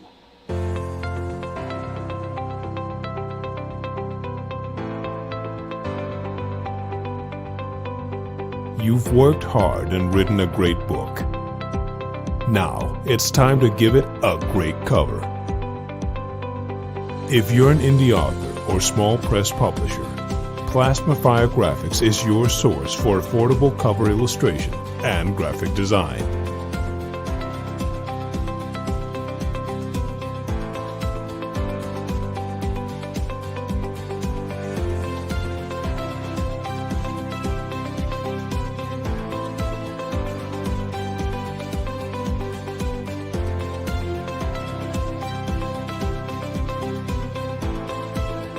Plasma Fire Graphics, when the look of your book matters to you.